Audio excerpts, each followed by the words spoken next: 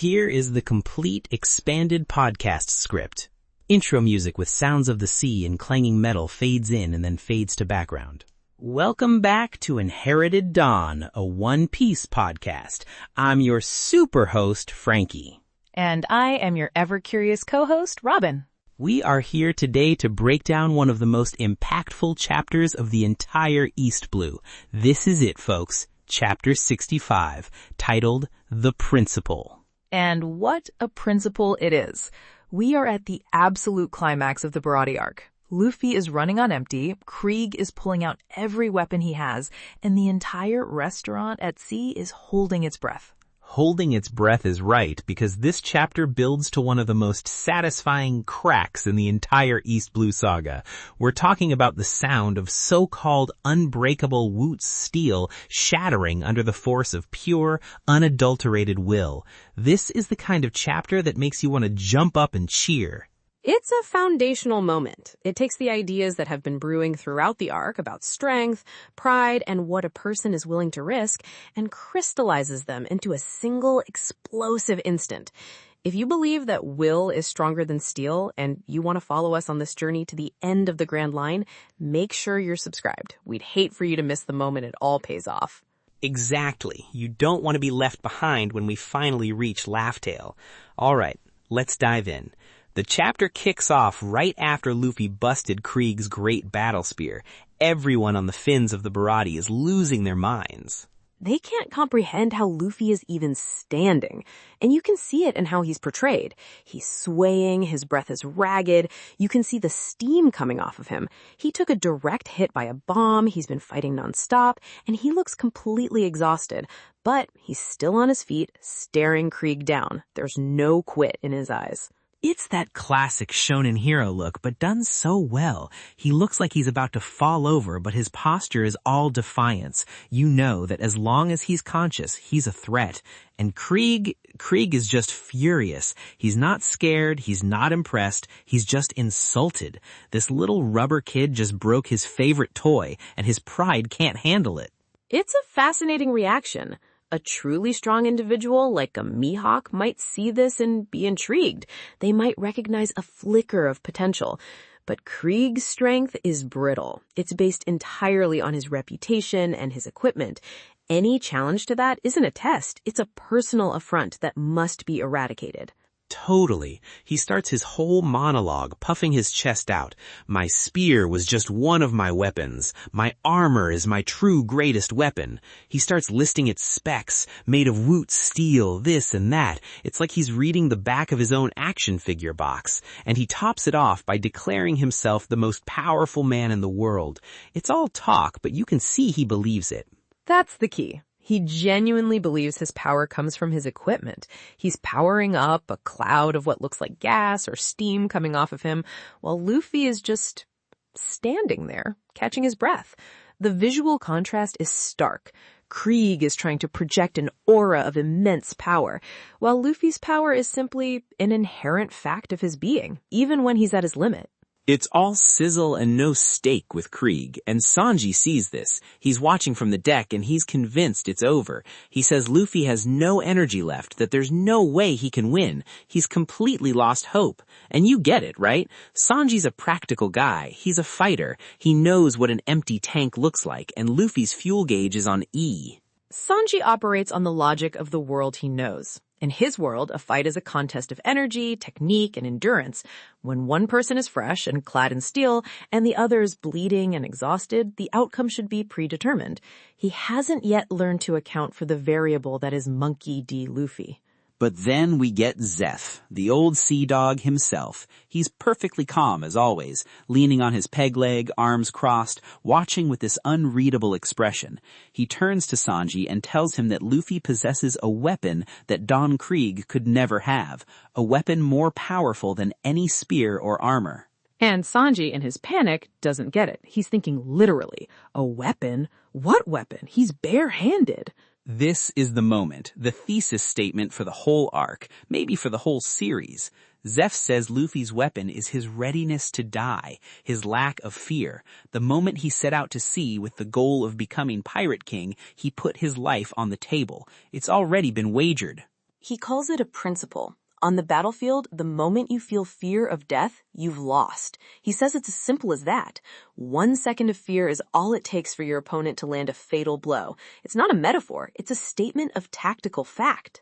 And that's Luffy. That's the core of who he is. We've seen it time and again. He just doesn't back down. He doesn't think about losing. He doesn't think about dying. He just thinks about what's in front of him, protecting his friends and this restaurant and kicking the bad guy's ass. It's such a profound concept, and it connects directly to what we saw between Zoro and Mihawk. Zoro lost, but he didn't lose in the way Zeff is describing. He faced death head-on and declared his ambition. He didn't have that fear that Zeff is talking about. Mihawk recognized that, which is why he spared him. Krieg possesses none of that nobility. His entire persona is built around avoiding death, hiding from it behind layers of steel and poison gas. That's a super point. Krieg went to our Grand Line and got his ass handed to him by one guy. He saw true power and it terrified him. So he ran back to the weakest sea, the East Blue, to play king. His entire motivation is fear. Fear of being weak, fear of being challenged, fear of death. Luffy is the living embodiment of everything he's afraid of. Precisely. Zeff is explaining a tactical reality. Fear makes you hesitate. It makes you second guess. It clouds your judgment and tightens your muscles. Luffy doesn't have that handicap. His mind is clear, focused only on the goal. He's not fighting to survive, he's fighting to win. There's a subtle but crucial difference. Exactly. It's what makes him so terrifying to guys like Krieg. Krieg has everything to lose. His title, his fleet, his reputation, his life. Luffy has already put his life on the line just by setting out to sea. In his mind, he has nothing left to fear, which frees him up to do anything. Krieg can't even comprehend this. He's in his own world. He hears Luffy talking back to him, still defiant, and just screams that he's going to execute him for daring to challenge the most powerful captain in the East Blue. He's not even listening. He's just reacting to the disrespect. And he charges. He unleashes this massive attack, swinging his shoulder shields, which have blades on them, but Luffy is just a step ahead. He dodges, grabs onto a piece of the broken mast, and swings up out of the way.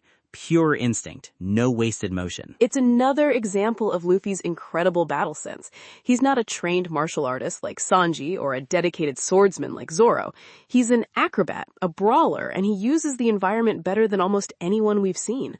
The ruined Baratie isn't a hindrance to him, it's a playground. But Krieg is relentless. He's like a machine. He doesn't pause to admire Luffy's agility. He just slices right through the mast where Luffy's hanging, cutting it clean in half. He doesn't care about destroying the Baratie. It's all just collateral damage to him. The man has zero respect for craftsmanship. It breaks my heart. His solution to any problem is overwhelming, destructive force. An opponent is on the mast, don't try to climb or use a projectile, just destroy the entire mast. It's brutish and effective, but it lacks any sort of elegance or thought. But this is where Luffy's creativity shines. This is what separates him from just any tough guy. He doesn't just fall, he rides the falling piece of the mast down like a surfboard, positions himself, and with a massive heave, hurls the entire thing, a piece of wood that has to weigh a ton, right at Krieg. It's such a brilliant move. It's a perfect example of turning the opponent's own destructive power against them. Krieg created this projectile by cutting the mast, and Luffy immediately weaponizes it. It shows how fast his mind works in a fight. For a second you think it might work. It's a giant freaking log flying at his face. But then Krieg just raises his arm and we see a little nozzle pop out of his gauntlet. A gout of flame shoots out, completely incinerating the mast before it can even touch him. Of course he has a flamethrower. Why wouldn't he? He has everything else. He's a walking Swiss Army knife of death. It really drives home that Luffy is fighting a walking armory. There is no conventional way to approach him because for every strategy you devise, he has a gadget to counter it. That panel is wild. The fire just engulfs the whole mast in an instant. All of Luffy's effort, all that creativity just turned to ash. It's a real gut punch moment. It feels like, well, what now? It's a moment designed to create despair, both for Luffy and for the reader. If brute force with a giant object doesn't work, what will? This is where the fight really escalates. Luffy knows he has to get in close. He can't win a long-range battle with a man who is a living battleship. He stretches his arms back and unleashes a Gomu no Gatling. A move we've seen end fights before. It's his go-to for overwhelming an opponent. It took out Kuro's whole crew. It's a flurry of fists, a storm of punches that should by all rights knock anyone into next week. The sound of the impacts is just a wall of noise. You can almost hear the rapid-fire thuds. It's not just one punch, it's 100. And it just pummels Krieg. The impacts are sending shockwaves through his body. You can see it in the way he's drawn, vibrating from the force. But the armor holds. Not a single dent, not a scratch. He just stands there and takes it, a smug look on his face. This, I think, is the first time we've seen the Gatling gun be completely ineffective. It's a significant moment. It establishes a new ceiling for durability in the series. Before this, Luffy's power felt almost absolute against the villains he'd faced. Now, we're being shown there are defenses that can withstand even his most ferocious assaults. Luffy doesn't stop, though. He follows up immediately with a Gomu no pistol, a focused single shot. He pours everything into one point. If the scatter shot doesn't work, maybe a focused bullet will. And it connects. A direct hit to the chest plate. It sends Krieg flying backwards across the deck, smashing into another part of the wreckage. It's a huge hit, clearly demonstrating the force Luffy can generate. The other chefs must have thought that was it. That was a clean, powerful shot. There's no way he's getting up from that. But he does get up. He stumbles a bit, but he gets up. And the armor is still intact. There might be a scuff mark, but it's not broken. Luffy's strongest attacks are, for all intents and purposes, just bouncing off. This is a massive moment for establishing stakes. We're being shown a wall. We're seeing that Luffy's usual bag of tricks isn't going to be enough. He has to do something more, something bigger. He has to evolve, right here, right now, or he's going to lose. And it's also a perfect reflection of Krieg's character. His entire identity is this impenetrable defense. He's built his whole persona around being untouchable. The armor is a physical representation of his ego. Every blow that fails to break it reinforces his belief that he is, in fact, the strongest. A very punchable ego. He even taunts Luffy, saying things like, "Is that all the power you have?" It felt like a tickle. The guy is just begging to get his ass handed to him. Precisely. And after taking those hits, after proving his armor is unbreakable, Krieg decides he's done playing around. He's bored. He declares he's going to use his MH5 gas bombs. Not again. This guy. The poison gas that took out Jin. The chefs on the deck immediately start to panic, remembering what it did to him. They start screaming for everyone to get gas masks. It's the ultimate coward's move. The fight was turning into a stalemate. Luffy couldn't break his armor, but Krieg was having trouble landing a decisive blow on the agile Luffy. So instead of finding a way to win the one-on-one duel, Krieg opts to kill everyone in the vicinity, himself excluded. He's a coward, through and through. When his brute force and fancy armor don't grant him an instant easy victory, he immediately goes to the one thing that requires no strength at all, just cruelty. He even has the gall to say, "I'm a busy man, I don't have time for this." He sees it as the most efficient solution. There is no honor for him, no pride in a one-on-one fight. There's only victory, by any means necessary. It's the philosophy of a man who has been so thoroughly broken by a greater power that he now sees any method of winning as valid, because the alternative, losing, is too terrifying to contemplate. But Luffy isn't having it. He doesn't even hesitate. While everyone else is scrambling for gas masks, Luffy just starts running straight up the slanted broken mast, chasing Krieg down. He knows he has to stop him before he can drop that bomb. This is it, the final confrontation. The scene is just magnificent. You have Krieg at the top of the mast, framed against the sky, holding this skull and crossbones bomb, looking down like a malevolent god. And then you have Luffy, this small, determined figure, scrambling up towards him, completely exposed. It's David and Goliath. And then Luffy does it. He plants his feet on the slanted mast, which is an incredible feat of balance on its own. He stretches both arms way, way back, further than we've ever seen him stretch for an attack like this. His arms seem to disappear from view. The tension is just, you can feel it building. The whole world seems to hold its breath. He brings his hands together, palms open, lacing his fingers. This is a new form. We've seen a pistol, a Gatling, a rocket. This is something else entirely. Gomu Gomu no, Bazooka. He slams both palms directly into Krieg's chest plate. The impact is immense. It's not a sharp, piercing attack like a pistol. It's a wave of pure kinetic energy. It's not just a punch. It's a full-body transfer of energy. You can see his legs, his torso, his shoulders. Everything is driving forward. All of his will, all of his momentum from running up that mast, all of Sanji's hopes and Zeff's principle focused into one single point of impact. And the armor doesn't just dent. It doesn't get pushed back. It shatters. And a loud, sharp crack sound effect is heard. A spiderweb of cracks erupts from the point of impact, spreading across the entire breastplate. And then the whole thing just explodes into pieces of wootz steel shrapnel. Super! That's the moment. That is the single most satisfying sound effect in the series so far.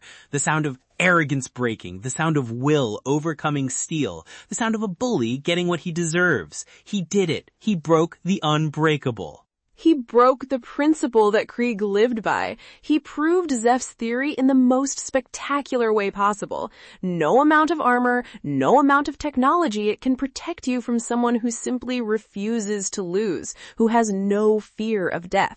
The physical armor was a manifestation of Krieg's psychological armor, and Luffy just shattered both. This isn't just about Luffy getting stronger, you know. It's not a simple power-up. This is about Luffy's specific kind of strength being the perfect counter to Krieg's. Krieg's power is all external. Weapons, armor, numbers, poison. It's all stuff he acquired. Luffy's is all internal. Will, creativity, and that rubber body that lets him turn that will into devastating force. It's inherent to who he is. It's the natural versus the artificial. Krieg has tried to build himself into the perfect fighting machine, but he's just a man inside a can. Luffy is a weapon, a force of nature. The bazooka wasn't just stronger than the armor, it was a conceptually superior form of power. You can just feel the power in this chapter. This isn't a tricky, clever victory like against Buggy or a battle of wits like against Kudo. This is a pure head-on clash of power, and the purer form of power won. Not the one with more gadgets, but the one with more heart. I think that's the perfect way to put it. The heart of the matter, quite literally, as the breastplate protecting Krieg's heart is now gone, his primary defense, the source of all his confidence, has been turned to scrap metal. He's just a man now, a loud, angry man in some fancy clothes, standing on a broken ship, facing down the future king of the pirates. And the look on his face is priceless. He looks absolutely stunned. His eyes are wide. His mouth is agape. He cannot process what just happened. His entire worldview has been invalidated in a single instant. The chapter ends right there, on that image of the shattered armor and Krieg's shocked face. The physical and ideological defeat are one and the same. Luffy didn't just break a piece of metal, he broke the man himself. What a finish. Just absolutely perfect. The build-up to this climax and the payoff just feels so earned.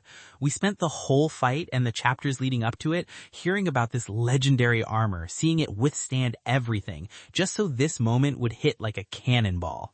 It leaves us in a fascinating place. The biggest obstacle, the symbol of Krieg's power, is gone. Now what's left? What does a man who has lost his defining principle do? He cries for his mommy. I don't know, but I can't wait to find out. If you've got a theory on what, if anything, Krieg has left up his sleeve or what happens next, drop it in the comments. We read every single one and love seeing what you all are thinking. All right, Franky, the board is set. Predictions for chapter 66. What do you have for me? Okay. Prediction 1, the fight is over in the next 3 pages. Krieg is spiritually broken. He's in shock. He might try to throw a punch or pull out some tiny little pea shooter, but he's done. Luffy is going to hit him with one more good punch, probably a simple pistol right to the chin, and that's it. It won't be a struggle. The real fight was breaking the armor and the will behind it. I can see that. The physical victory is just an epilogue to the moral one. The true climax has already occurred. Okay, what else? Exactly. Prediction 2, and this is the big one for me, Jin is going to be the one to officially end it. Not by fighting, but by speaking up. I think after Luffy knocks Krieg out, maybe some of Krieg's men will try to keep fighting out of blind loyalty or fear. And Jin, seeing the personification of true strength in Luffy and true compassion in Sanji, is going to stand between a defeated Krieg and everyone else and declare that the Krieg pirates are done. He's going to find his own principle inspired by Sanji and Luffy. A mutiny born from respect rather than fear. A truly interesting development for his character, suggesting he's found a new path. I like that. Okay, my turn. Lay it on me, oh wise one. My first prediction is that we're going to see Zeff give Sanji the final push. With the immediate danger over, the immediate danger is over. Zeff, who has been watching this entire exchange with a calculated eye, will tell Sanji, you saw what he's capable of. Your place is with him, not here. And Sanji, being stubborn and feeling indebted to Zeff, will refuse. The chapter will end on the start of their emotional conflict, shifting the focus from the external battle with Krieg to the internal battle within Sanji. Oh, I love that. The classic heartfelt, punchy, kicky argument between a chef and his surrogate dad. That's primo One Piece drama right there. A super prediction. And your second? My second prediction is a bit darker, and it plays on Krieg's character. I think Krieg, in his absolute desperation, will try to take everyone down with him. He is a man who cannot accept defeat. He will try to activate a final trump card. Maybe he has a self-destruct mechanism in what's left of his suit, or a final hidden bomb he was saving. He'll press a button, laugh maniacally, and nothing will happen. It will fail, it won't work, or Luffy will stop it effortlessly, perhaps by flicking the bomb into the ocean before it can detonate. This would cement his utter patheticness in the end, a final, desperate gambit that just fizzles out. Bro, that would be the ultimate humiliation. I love it. His entire identity is his gear, his tricks. For his final trick to be a dud, for him to go out not with a bang, but with a pathetic whimper, that would be the perfect end for a guy who relied on nothing but hollow threats. Poetic justice. He lived by the weapon. He'll be defeated by the weapon's failure. His ideology will be proven not only wrong, but also unreliable. A beautiful end to a beautiful fight. I honestly can't decide which prediction I want more. Either way, Chapter 66 is going to be a banger. Can't wait to see what happens. Nor can I. All right, that's all the time we have for today. A huge thank you for joining us on this deep dive into one of the best chapters yet. Remember to subscribe so you don't miss our breakdown of the next chapter. Until then, keep your eyes on the horizon. And keep chasing that inherited dawn. Super! Outro music swells with sounds of celebration and the sea, then fades out.